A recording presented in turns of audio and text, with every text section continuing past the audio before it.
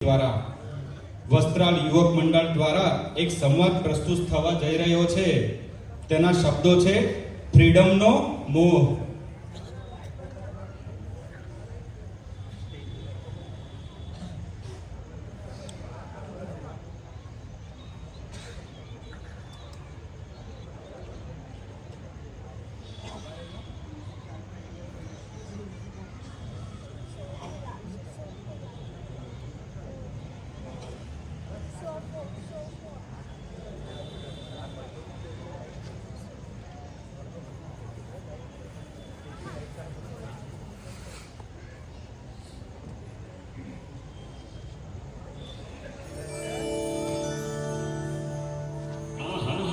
બસ હું ઘરે પહોંચી જ ગયો છું. બસ હમણાં બેગ મૂકીને નીકળું છું. ઓકે, હા હા. અરે વિવેક, એ વિવેક, તારો ફોન વાગે છે. આમ કે આ ધીરજ જેવી વસ્તુ હોય કે નહીં માણસમાં? તન્નુ?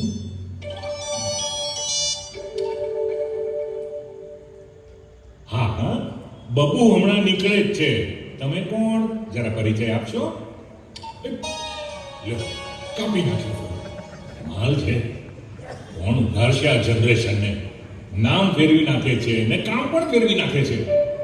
આ ઘરમાં હાજર છે એ મા બાપ સાથે વાત કરવાનો સમય નથી, અને અહીંયા ખાસ વારે ફોન કરીને અપડેટ લેવાય છે. બોલો. ઓ લાડ સાહેબ, ક્યાં આમ સજી ધજીને ક્યાં ઉપડ્યા? રખડવા. ખડવા? શું પપ્પા, તમે પણ સીઆઈડી ઓફિસરની જેમ ઇન્વેસ્ટિગેશન કરો છો? અરે કોલેજનો સમય થયો હોય તો કોલેજ જ જતો હોઉં ને. આ તો ક્યારેક અજાણ્યા ફોન આવે તો ઇન્વેસ્ટિગેશન પણ કરવું પડે ને બાબુ. બાબુ એટલે હા, કોણ છે આ? ચાલ, આનો પરિચય મળશે મને. એ તો મારી ક્લાસમેટ છે. એમાં શંકા શું કરો છો? ક્લાસમેટ છે? ક્લાસમેટ છે કે સોલમેટ છે? કોલ કરીને કંઈક વિશેષ જ કાળજી લેવાય છે તમારી, એટલે ખાલી આમ પૂછું છું. આ તો એ તો કોલેજમાં સાથે હોય એટલે કોલ કરીને પૂછે, પણ એ તો જસ્ટ ફ્રેન્ડ છે પપ્પા. જસ્ટ ફ્રેન્ડ છે? જસ્ટ ફ્રેન્ડ છે? પણ આ મેસેજ અને કોલ હિસ્ટ્રી જોતા આ ક્લાસમેટ કરતા કંઈક વિશેષ હોય ને એવું લાગે છે. અને તું આવા ફેલ ફતૂર કરવા માટે કોલેજ જાય છે?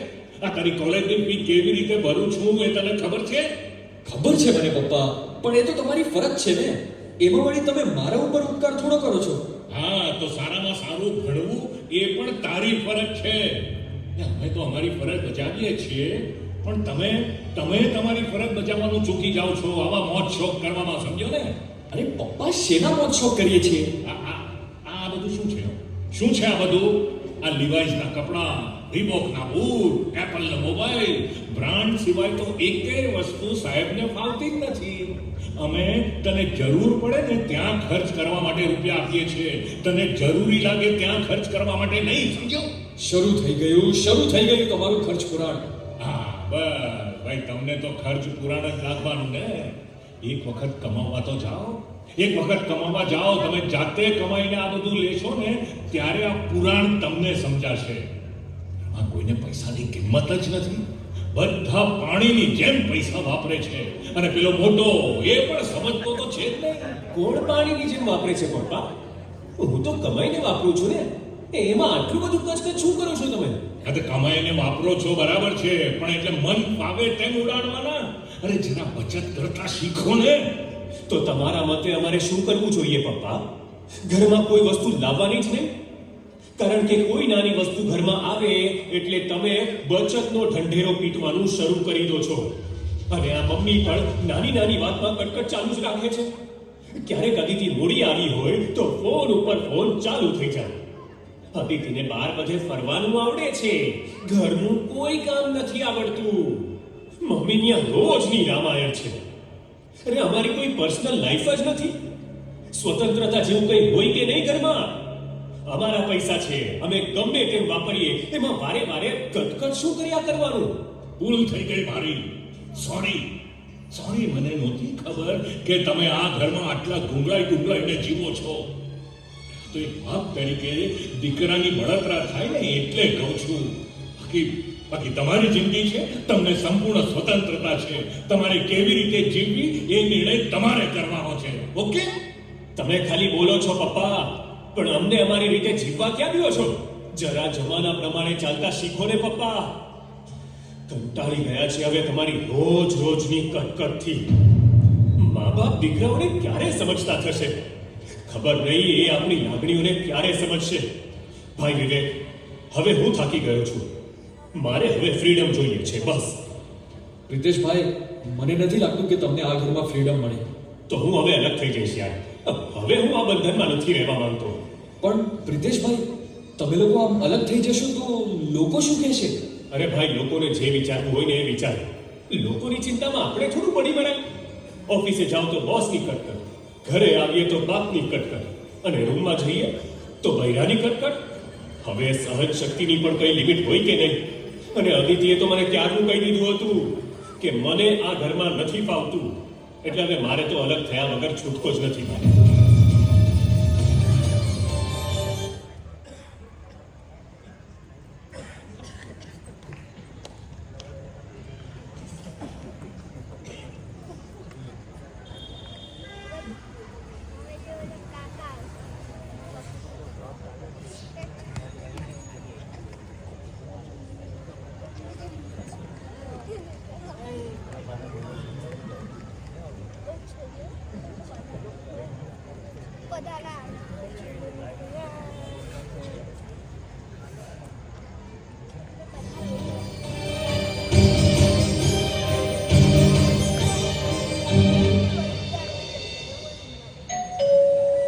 અરે દરવાજો ખુલ્લો જ છે, આવી જાઓ, આવી જાઓ.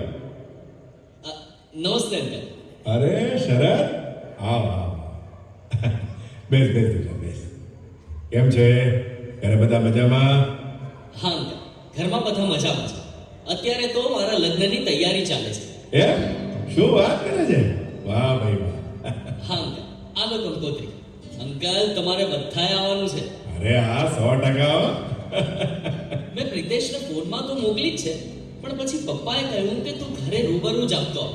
એટલે આપવા આવી ગયો. અરે ભઈલા, આપવા આવ્યો એ તો સારું જ થયું ને. એ બહાને મળાય તો ગયું હે. પણ તું એકલો કેમ આવ્યો? આને લઈને આવ્યો હોત તો આમ પણ તારા પપ્પાને મળ્યાને ઘણો સમય થઈ ગયો. એકચ્યુઅલી તેઓ જ આવવાના હતા, પણ લગ્નની તૈયારી અને પાછું એમને આવવા જવામાં 2 કલાક નીકળી જાય, એટલે પછી હું આવી ગયો. કેમ 2 કલાક? નવા ઘરે રહેવા ગયા કે શું? બાકી તમારું ઘર તો 10 મિનિટના અંતર જ છે. ના અંકલ, હું અને મારી ભાવિ પત્ની અમે બંને જણા તો જૂના ઘરમાં જ રહીશું. એમ? પણ મમ્મી પપ્પાને નવા ફ્લેટ પર અત્યારથી જ રહેવા માટે મોકલી દીધા છે. કેમ નવા ફ્લેટમાં?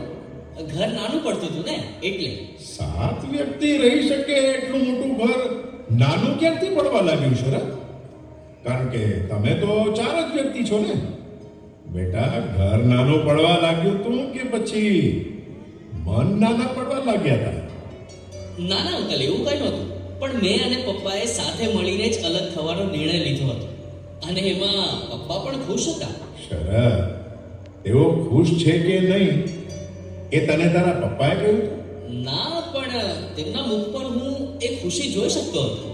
અરે બેટા, દીકરાથી અલગ રહેવામાં કયા મા બાપ ખુશ થાય? હે? કેમ? અમે એમને લાઈફ એમની રીતે જીવવા માટે છૂટા મૂકી દીધા છે. એ એમની રીતે જીવે અને અમે અમારી રીતે જીવીએ. એ પણ ખુશ અને અમે પણ. બેટા, તો તારા જન્મતા જ તારા મમ્મી પપ્પાએ તને કોઈ અનાથ આશ્રમમાં મૂકવાની જરૂર હતી. કેમ અંકલ? અરે ભાઈ, ખુશી માટે. ખુશી? એ જ કહ્યું ને, અલગ રહેવાથી ખુશીમાં વધારો થાય. શરદ, મા બાપ દીકરાને મોટો કરવામાં આખી જિંદગી ખર્ચી નાખે, અને પછી એ જ દીકરો પોતાના સ્વાર્થ માટે મા બાપને અલગ કરી દે, એ કેવું કહેવાય? તો હવે આ લગ્ન તું તારા ખર્ચે જ કરવાનો હોઈશ ને? કેવી વાત કરો છો અંકલ? હું આટલો બધો ખર્ચો કેવી રીતે? કેમ? હવે તો તમે અલગ થઈ ગયા ને, એટલે.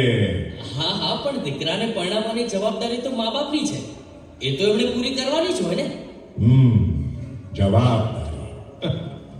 આ જ શબ્દ છે જે મા બાપના સપનાઓને વર્ષોથી પોતાની નીચે દબાવતો આવ્યો છે.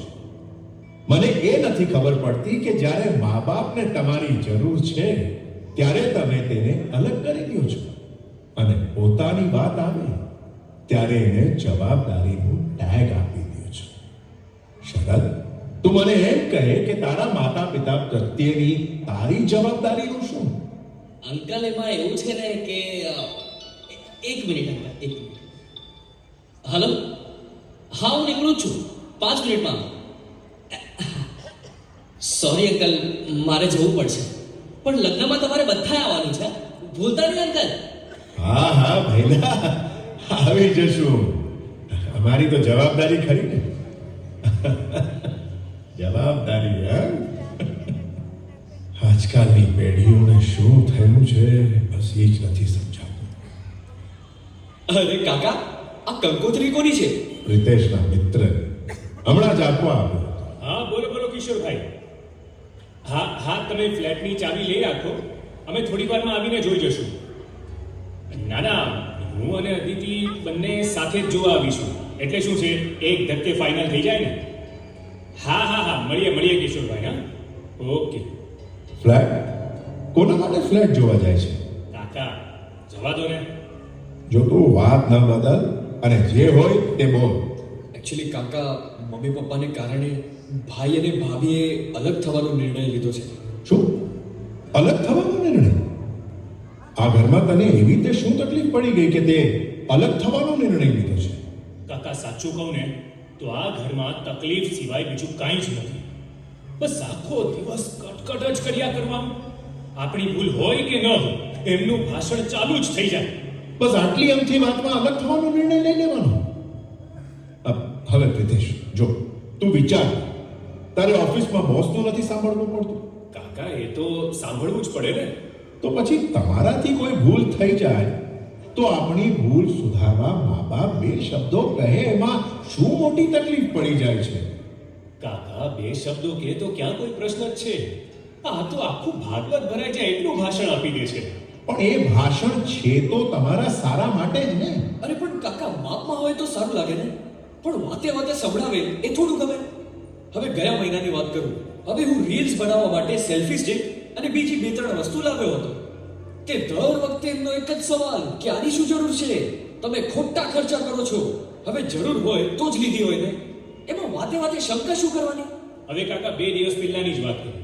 આ આદિતિ એની કોઈ ફ્રેન્ડ સાથે શોપિંગ કરવા ગઈ હતી, તો ત્યારે એક ડ્રેસ એને ગમી ગયો તો એ લઈ આવી. મમ્મીને ખબર પડતા જ ઘરમાં તો મહાભારત શરૂ થઈ ગયું. અત્યારે ડ્રેસની શું જરૂર છે, બચત કરતા શીખો ને. આમ વાતે વાતે એનું ખર્ચ પુરાણ અને બચતનું ગણિત શરૂ થઈ જાય છે. હવે એટલી તો ખબર પડે ને કાકા, અમે નાના થોડા છીએ. તમારી વાત સાચી છે, પણ આ વાતમાં તારા મમ્મી પપ્પા પણ ખોટા નથી. તેમને કપડાનો પ્રશ્ન નથી, તેમને એ પ્રશ્ન છે કે કબાટ ભરાય એટલા નવા કપડાં હોવા છતાં અત્યારે બીજા કપડાં લાવવાની શું જરૂર છે? ને અત્યારે તો રોજ નવી નવી ફેશન આવતી જાય છે. ફેશન ઓલ્ડ થયા પછી કપડાં નવા હોવા છતાં તમે થોડા પહેરવાના છો એ કપડાં. આને તો ખોટા ખર્ચા જ કહેવાય ને બેટા. પણ કાકા અદિતિ ઓફરમાં ડ્રેસ લાવેલી હતી, એમાં પણ એને પૈસાની બચત તો કરી જ ને. હા કાકા, મેં પણ ઓનલાઈન સારું એવું ડિસ્કાઉન્ટ હતું એટલે લીધું હતું. અરે પણ દીકરા, આપણા કામનો હોય કે ન હોય, ડિસ્કાઉન્ટ જોઈને લઈ લઈએ, પછી ભલે ને ગમે એટલું સસ્તું હોય પણ ખરીદ્યા પછી આપણે ખરેખર વાપરીએ નહીં તો વેસ્ટેજ જ કહેવાય ને બેટા. ને આ ઓફર તો તમારી જેવા જુવાનિયાઓને લલચાવવા માટે એક માર્કેટિંગ સ્કીમ જ છે.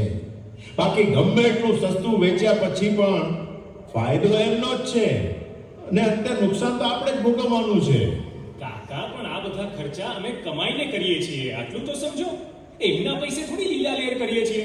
અરે કમાઓ છો તો એનો મતલબ એવો થોડો છે કે બધું વાપરી જ નાખું. અરે ભાઈ, બચત તો કરવી પડે ને. પ્રિતેશ, તમને જે મહેનત કર્યા વગરની વસ્તુઓ મળી ગઈ છે તેની પાછળ તમારા માતા પિતાની વર્ષોની ભેગી કરેલી બચતનું જ પરિણામ છે. તેઓ બચત કરે છે અને તમારી પાસે કરાવવાનો આગ્રહ રાખે છે. એ બધું તમને જ કામમાં આવવાનું છે. આ બધું તમારા માટે જ છે ને. પણ કાકા મને એ સમજાતું નથી કે બચત કરવાના ચક્કરમાં અમારે અમારી લાઈફ એન્જોય જ નહીં કરવાની. હે અમે પછી કેટલી જગ્યાએ સેક્રિફાઈસ કરીએ. ઓહો, તમે તે વળી શું સેક્રિફાઈસ કરી નાખ્યું? સેક્રિફાઈસ તો બેટા એમણે કર્યું છે, એમણે તમને ભણાવવામાં અને તમારા મોજ શોખ પૂરા કરવામાં એમણે બધું સેક્રિફાઈસ કર્યું છે. હા પણ કાકા તમે એક વખત તારા પપ્પાને કંપની તરફથી કાશ્મીરની ટ્રીપનું આયોજન થયું હતું, તેમાં જવાનું હતું. અચાનક એક દિવસ મને કહ્યું કે મેં જવાનું બંધ રાખ્યું છે. પૂછતા ખબર પડી કે તમારા બંનેની સ્કૂલની એક્ઝામ હતી એ સમયે. મેં કીધું કે હું છું ને, હું ધ્યાન રાખીશ, પછી ક્યારે આવો મોકો મળશે. પણ પછી ક્યારેક વાત એમ કહી એમણે વાતને ત્યાં જ ટાળી દીધી. અને પછી ક્યારેય બહાર ફરવા જવાનો સમય તેને મળ્યો જ નહીં. જો કે એવા સંજોગો પણ ઊભા ન થયા. અને હા, તમારા બધા ખર્ચા પૂરા કરતા જે કંઈ બચત થતી એનું તેઓ સોનું લઈ લેતા. આજે અદિતિના ગળામાં જે 10 તોલાનો હાર છે ને, એ એમના સેક્રિફાઈસના પ્રતાપે છે બેટા. આ તમે શું વાત કરો છો કાકા?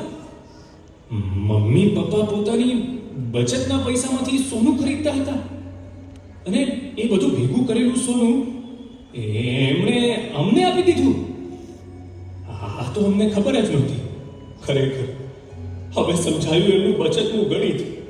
પણ કાકા આવું કોઈ દિવસ અમને કે તો અમને ખબર પડે ને. હું સેક્રિફાઈસ કરીને કંઈ સંભળાવવાનું થોડું હોય. નિસ્વાર્થ પ્રેમ હોય ત્યાં જ આવું સેક્રિફાઈસ થઈ શકે. અને વિવેક, તું શું એમને ફરજ ગણાવતો હતો?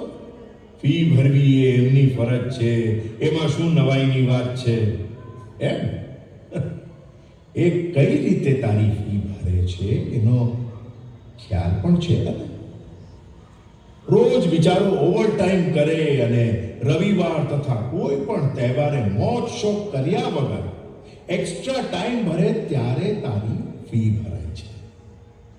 પોતે દર વર્ષે સાદા કપડાં લે અને તમને બ્રાન્ડેડ કપડાં પહેરાવે છે. આટલું બધું કરવા છતાં તમે ભણવામાં ધ્યાન ના આપો અને આવા ફેરફતૂર કરો તો તમને ટકોર કરવાનો પણ અધિકાર નથી ને.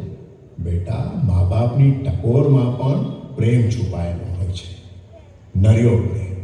પણ કાકા આવી રીતે પ્રેમ જતાવે તો? અરે ભઈલા, પ્રેમ આઈ લવ યુ બોલીને બતાવવાની વસ્તુ નથી. એ તો સામેવાળાની કેર કરીને જતાવવાનો હોય છે. તમે સહેજ પણ બીમાર પડો એટલે દોડીને સારામાં સારી હોસ્પિટલમાં લઈ ગયા છે. અને તારા પપ્પા મોતિયાનું ઓપરેશન કરાવવા અને તારી મમ્મી જોઈન્ટનું ઓપરેશન કરાવવા સમય અને અનુકૂળતાની રાહ જુએ છે. એ તેમનો પ્રેમ નહીં. તારા ડોક્ટર બનવાના સપનાને સાકાર કરવા પોતાનું ઘર બેંકમાં ગીરવે મૂકી ને દર મહિને લોનના હપ્તા ભરી રહ્યા છે. એ એમનો પ્રેમ નહીં. પણ કાકા પ્રિતેશ, તારી ઈચ્છા પ્રમાણે ધામધૂમથી તારા લગ્ન થાય તે માટે 1.5% વ્યાજે તેઓ રૂપિયા લઈ આવે. એમનો પ્રેમ નહીં. તારા મમ્મી જ્યારે પોતાના ભાગનો કોળિયો પોતે ભૂખ્યા રહી તમારા મુખમાં મૂકે છે, એમનો પ્રેમ નહીં. પોતાના સપનાઓને તમારા ઉછેર માટે ન્યોછાવર કરી દે છે, એમનો પ્રેમ નહીં. પોતાના મોજ શોખને ભૂલી તમારી જરૂરિયાતો પૂરી કરવા હંમેશા તત્પર રહે છે, એમનો પ્રેમ નહીં. 2 નોકરીઓ કરી પોતાની જાતને તમારા ભણતર માટે નીચોવી નાખી, એ તેમનો પ્રેમ નહીં.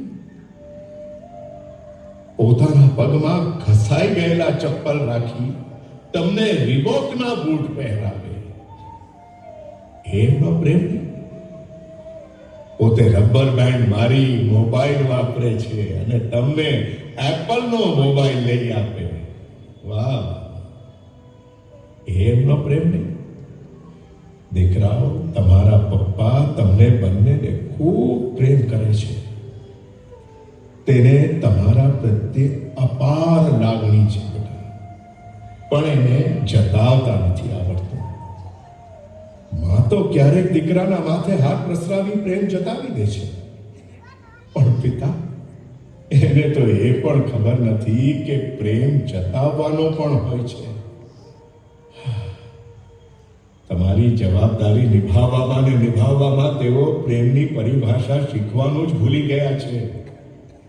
અને હા પ્રિતેશ, પાછા અલગ થવાની વાત તમારા પપ્પાને ખબર ન પડે ને એ ધ્યાન રાખજો. નહીતર દીકરાના સહારે જોયેલા સપના પળવારમાં તૂટી જમીન દોસ્ત થઈ જશે.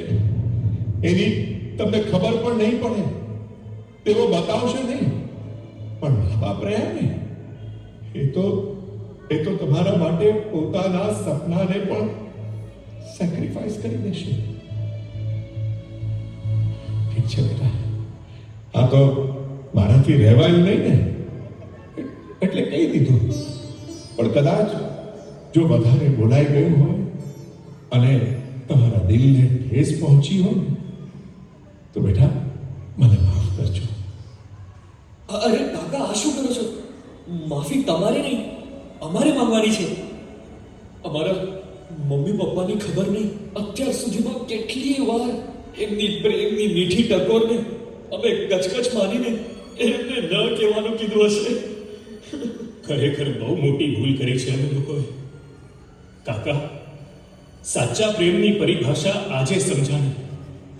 જો આજે તમે આ બધું કહ્યું ના હોત ને, તો કદાચ મારી મૂર્ખામીના કારણે મેં બહુ ખોટો નિર્ણય લઈ લીધો હોત. તમારો ખૂબ ખૂબ આભાર કાકા. Thank you very much. અરે બેટા, એમાં આભાર શા? ચાલો ચાલો, હવે જમી લઈએ, સમય ઘણો થઈ ગયો છે. કાકા, પપ્પા પણ હમણાં આવતા જ હશે. એ આવે પછી આપણે બધા સાથે બેસીને જમીએ ને, બહુ મજા આવશે. હા, લે, એ તો 100%ની વાત કરી તે.